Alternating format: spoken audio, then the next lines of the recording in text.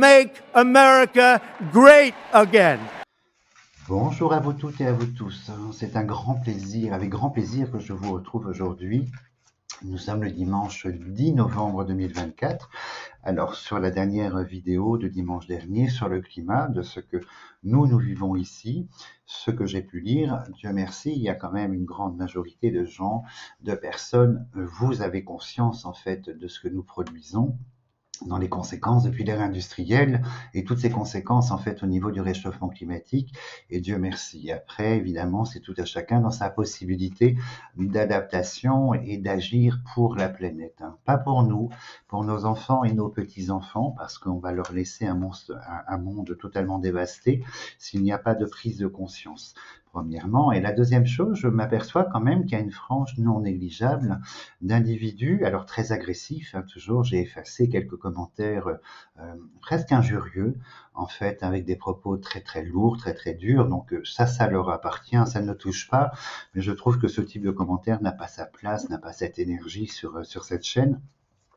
Mais malheureusement, je m'aperçois qu'il existe encore une frange non négligeable, assez importante de personnes qui réfutent les théories, on est au-delà du climato-scepticisme en fait, qui réfutent les théories du réchauffement climatique, qui vont trouver d'autres justifications ou carrément une force de déni en disant non, ça n'existe pas. Donc bien est pour eux, ils seront touchés comme tout à chacun de toute façon à travers l'Europe, à travers la planète, sur les années qui viennent, ils seront touchés par ces vagues de chaleur ou ces gota fria, ces gouttes froides assez impressionnantes et ces tempêtes qui dévastent tout. Peut-être que là, le déni prendra un autre chemin, du réalisme peut-être. Mais ça aussi, ça leur appartient, chacun sa façon d'être et de penser. Ça n'est pas quelque chose qui me touche et qui m'appartient absolument pas. Aujourd'hui, on va regarder un petit peu ce qu'il en est après l'élection de Trump. Alors oui, j'ai lu également, ah, vous êtes trompé, Trump a été élu. Non, je me suis pas trompé. J'ai dans le dernier livre qui s'appelle Les Confidences de l'invisible, j'ai un chapitre en fait sur les États-Unis et j'annonce clairement l'élection de Trump cette année 2024 et haut la main. Donc aucune ambiguïté sur l'élection de Trump. Je ne suis absolument pas surpris de cette énergie, hein, de cette élection. Maintenant, nous allons regarder la conséquence de l'élection de Trump, la conséquence pour l'OTAN, l'Union européenne et indirectement pour la France. Regardez un petit peu quelle sera la position, parce que l'Europe est en guerre aujourd'hui, avec l'invasion, la terrible invasion en fait des terres ukrainiennes par la Russie. Et il y a un enjeu démocratique très très très important. Bon, après, il y aura les partisans et les détracteurs, hein, je m'attends toujours à cette énergie empirique, mais si malheureusement la Russie venait à conquérir, à conserver les territoires qu'elle a conquis et à conquérir davantage, ça s'amorce en fait pour l'Union européenne, hein, pour l'Europe, ça s'amorce vraiment excessivement sombre, hein, le dessin, le plan russe, et ce qu'il y a décrit déjà pour demain. Donc, vous voyez l'importance du maintien de l'OTAN dans son énergie est vital, c'est quelque chose de vital, mais ça dépend pas de nous, ça dépend du continent suprême, hein, voilà, de la première puissance. On va regarder un petit peu ce qu'il en est, qu'est-ce qu'il advient pour nous, quelles sont les conséquences. Alors, on coupe sur la ruine, hein, donc en fait, il y aura une dégradation qu'on va probablement en fait imputer sur pas une désolidarisation, je ne pense pas, mais un manque d'implication. On va dire que l'implication des États-Unis, la ruine, ce sont les choses qui s'étiolent, hein, qui se fatiguent et qui s'érodent.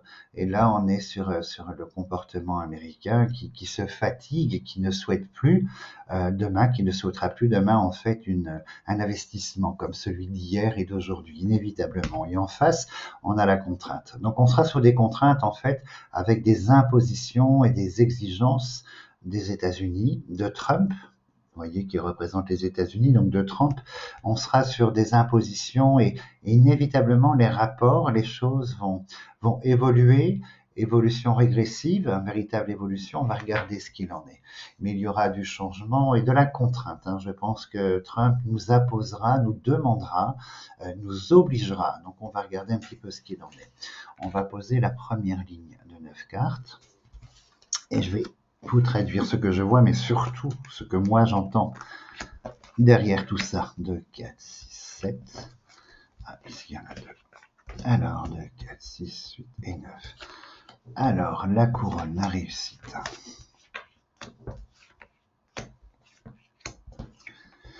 Alors, Trump apparaît ici, hein, c'est l'aigle, hein, l'aigle référence en fait au drapeau américain, pas au drapeau américain, à la symbolique américaine par l'aigle. Donc, on voit que son attitude, hein, là, dès le printemps, par la maison, son attitude, en fait, sera excessivement passionnée, voire violente. Donc ça correspond tout à fait au personnage. Donc il y a un dessin chez Trump qui se dessine ici. Il y a un dessin, il y aura des choses assez lourdes qui seront dans l'attitude. On va regarder, hein, on va aller pas à pas, mais on voit que sa passion, son implication, la foudre est quelque chose de très violent sur la notion du printemps tout de suite, à partir de février-mars. Alors l'énergie, elle est très très dure, hein, parce que ici on a les États européens qui sont là, et à côté des États européens, on a ce désamour en fait. Donc je pense qu'il y aura une désolidarisation quand même. Elle sera partielle dans un premier temps, et de l'exigence du côté, parce que quand les foudres s'abattent, c'est d'abord, elles sont issues des constats de l'aigle sur ce que nous sommes, ce que nous sommes pas. Et donc du coup, ici, il y aura probablement, vous voyez, le souffle ou la nouvelle, quelque chose qui indique les propos, la verbalisation des choses. Mais le désamour, en fait, ici, hein, les deux cœurs, les états. Alors c'est un désamour vis-à-vis de l'aigle, mais je pense qu'il y aura un désamour aussi. Ça va provoquer des choses au niveau des États, c'est-à-dire de l'union des 27, entre le partisan et le détracteur, en fait, hein, selon les pays. Mais inévitablement, la première carte étant la foudre, il faut s'attendre à de la violence toujours.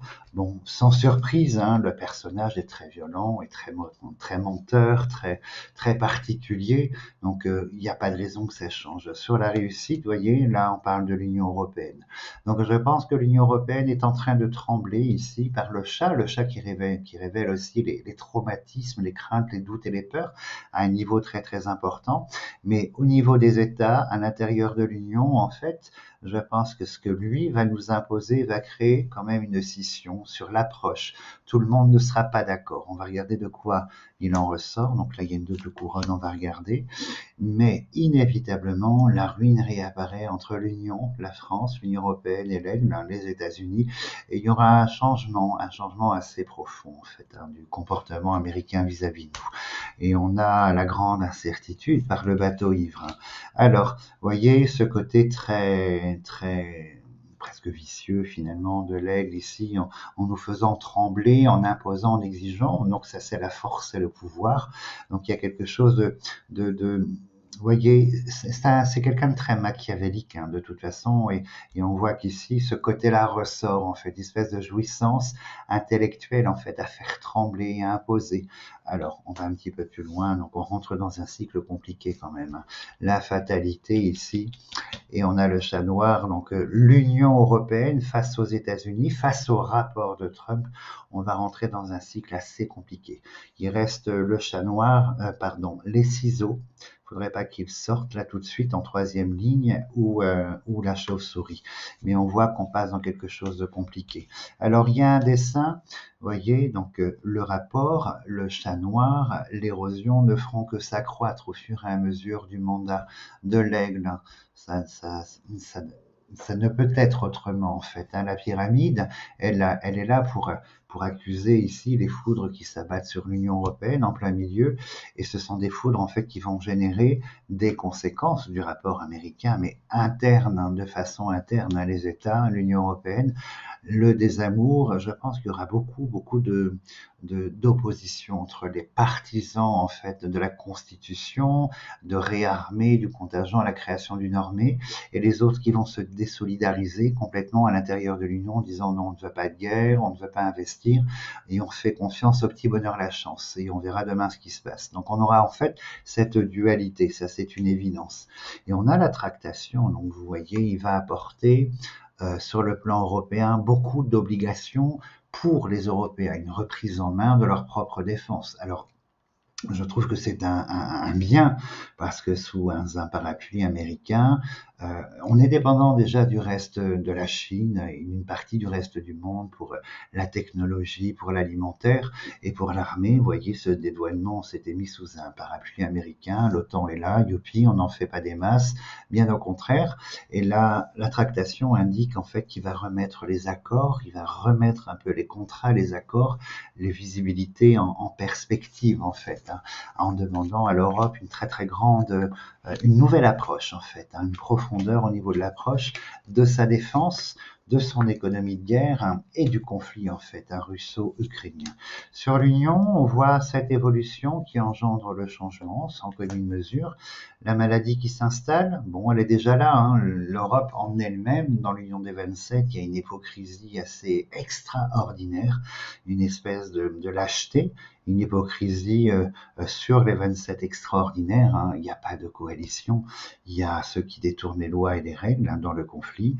Il n'y a aucun doute. Et c'était grande hypocrisie. Et on voit qu'ici, il se passe quand même quelque chose et se distille petit à petit au sein de l'Union la maladie. Donc c'est à côté de l'incertitude. Hein, donc personne n'est réellement en fait apte à poser ou à proposer une visibilité commune. Et ça est le problème en fait. Hein. Et on a cet aigle qui va donner ce coup de pied dans la fourmilière.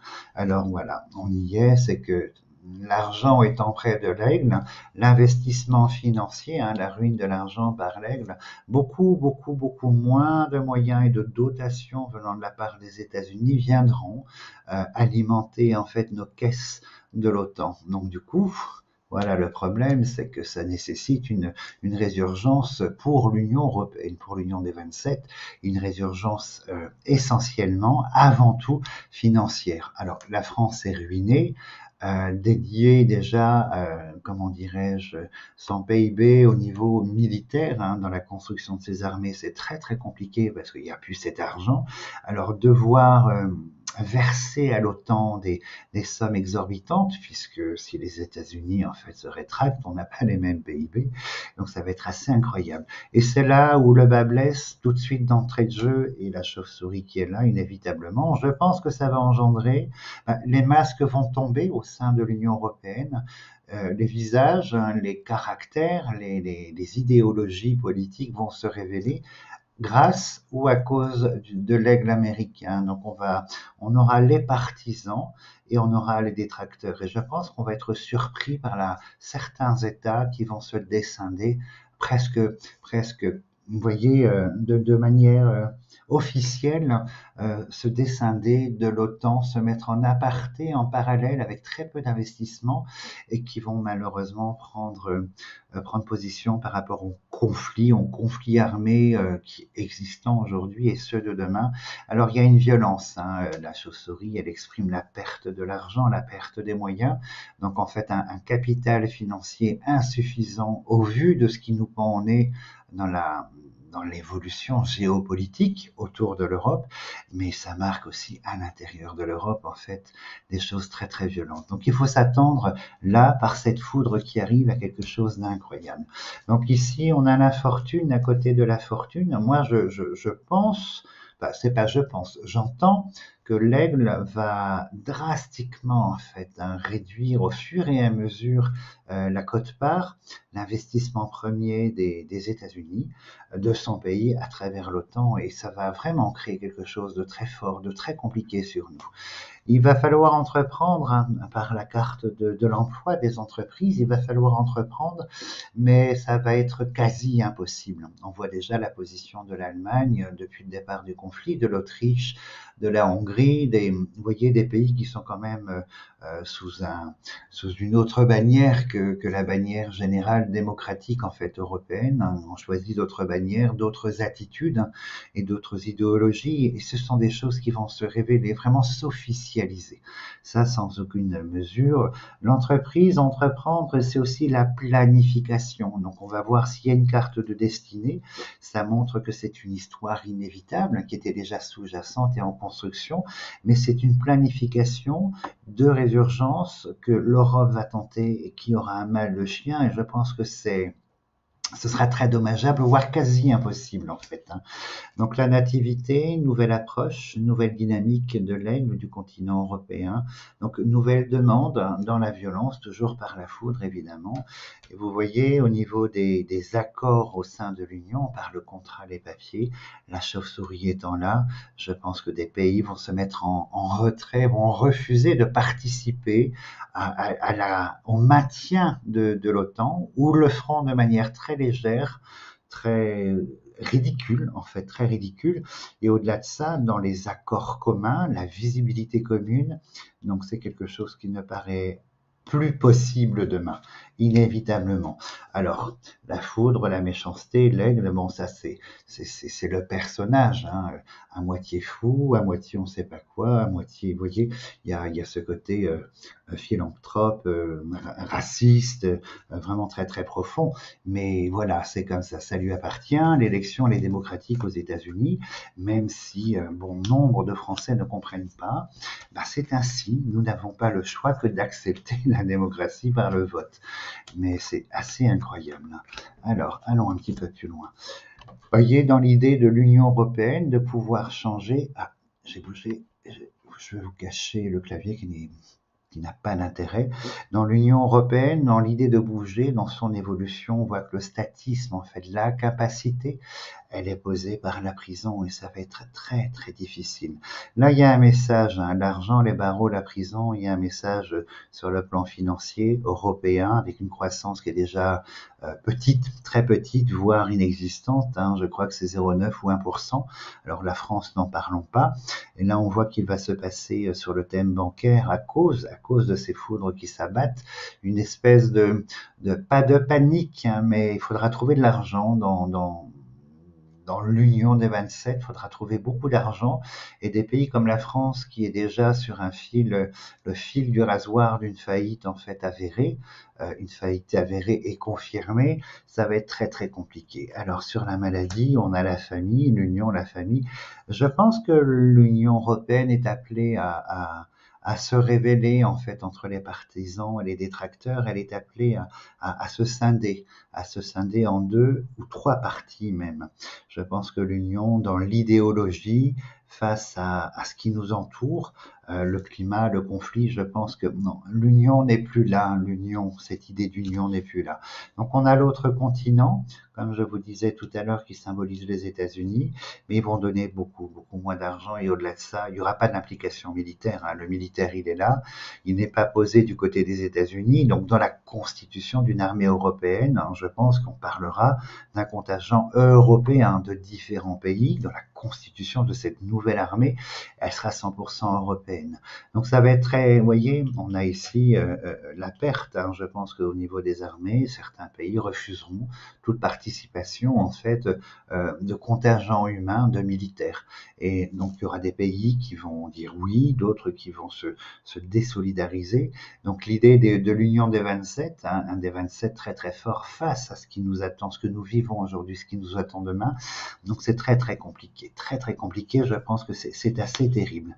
Alors, il y a la providence, l'alignement des planètes, ça c'est le résultat de l'élection, et je pense qu'à travers la providence, en fait, en double lecture, il y a une partie relativement positive, c'est que l'aigle de l'autre continent, par sa rétention en fait d'implication militaro-financière pour l'OTAN et l'Union européenne, on voit que la Providence en seconde lecture, va forcer l'Europe en fait à une prise de conscience de son implication obligatoire par ses propres moyens pour une autonomie et une self-défense quelque part en fait. Donc il y a un côté quand même providentiel.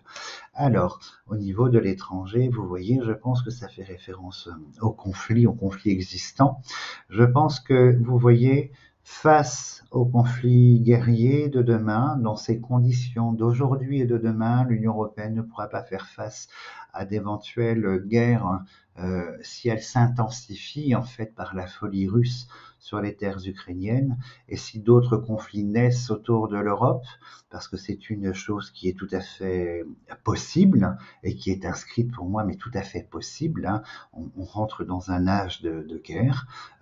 Vous tapez sur Internet, vous regardez le nombre de pays démocratiques à travers la planète, le nombre de guerres déjà existantes. Donc on voit, il y a une confirmation, ça c'est une évidence, mais on voit que face aux dangers étrangers extérieurs de façon générale, mais à proprement parler militaires, guerriers, on ne sera pas prêt. On ne sera pas prêt. On n'aura pas de réels moyens à cause d'une dissolution, en fait, idéologique des choses, à cause d'une union des 27 qui n'a d'union que le nom et pas dans le factuel. Et face au conflit ici, l'Europe est un gâteau qui ne demande qu'à être mangé par des ogres, en fait, hein, des ogres pour qui la notion démocratique, le mot démocratique, est quelque chose de conceptuel et qui n'existe pas. Donc l'Europe, elle est dans cette énergie. Alors, ici, c'est intéressant, la tour, on va la recouvrir, on va regarder. Alors, le hibou, ça c'est... Ah oui. Donc, beaucoup de révélations sur le comportement des 27, hein, des unions des 27, comme clivage, conflit, opposition. Bon, les masques tombent, hein, l'hypocrisie, elle est là. Elle ne change, comment dirais-je, elle ne fait que s'accentuer, l'hypocrisie des uns et des autres, la triche des uns et des autres. Donc les serpents se révèlent à l'intérieur de l'union. Je ne suis pas étonné en fait. Hein. Alors, il est clair qu'il y aura une tentative ici, on a la guerre par les foudres ici, le conflit, l'opposition. Il est clair que le gouvernement américain tentera, puisqu'il en a parlé, donc il nous a promis l'arrêt de la guerre en 24 heures. Alors bon, je serais très très curieux de voir ça.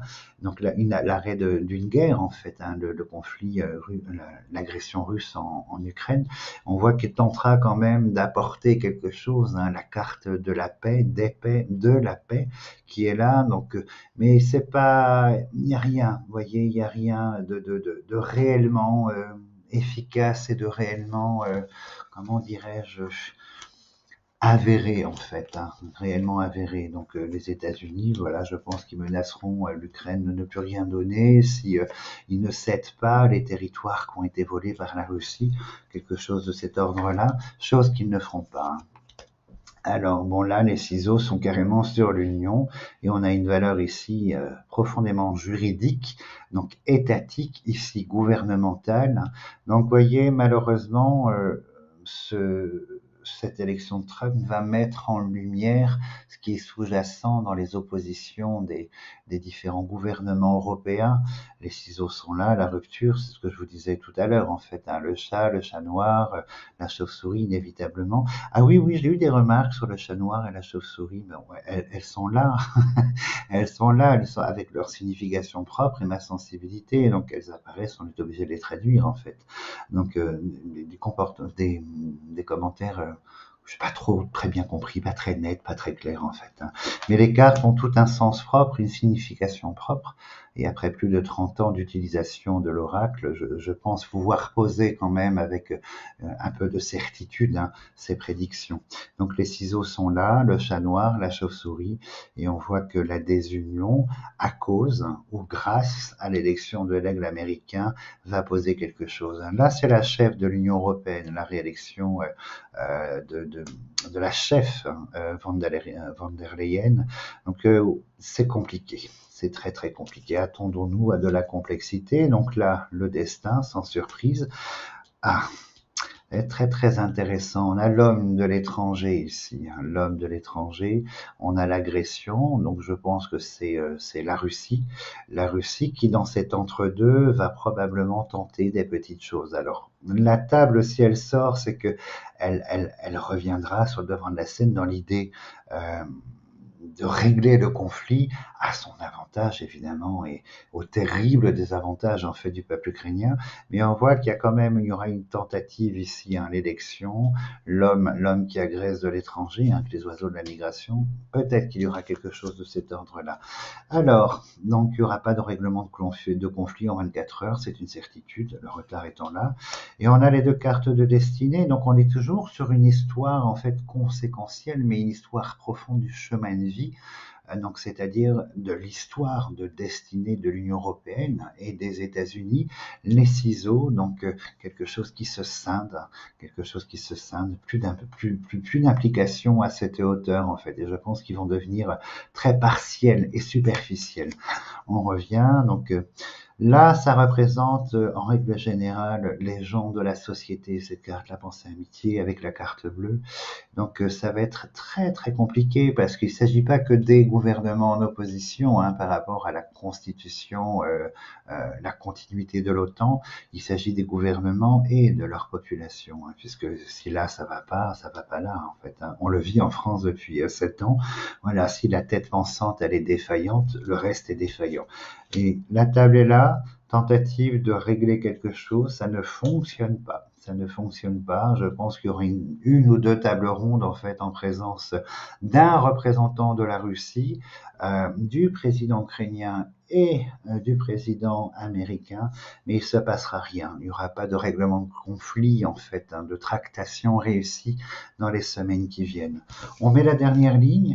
Alors inévitablement, c'est fort. Je pense que ça fait partie de quelque chose que nous devons vivre dans la mesure où l'autonomie européenne doit être réinstaurée, qu'elle soit alimentaire, qu'elle soit industrielle, qu'elle soit militaire en fait ou souveraine. Cette autonomie doit revenir en fait. Nous sommes 27 et nous avons les moyens, si on se les donne par les 27, de faire quelque chose, de réaliser quelque chose.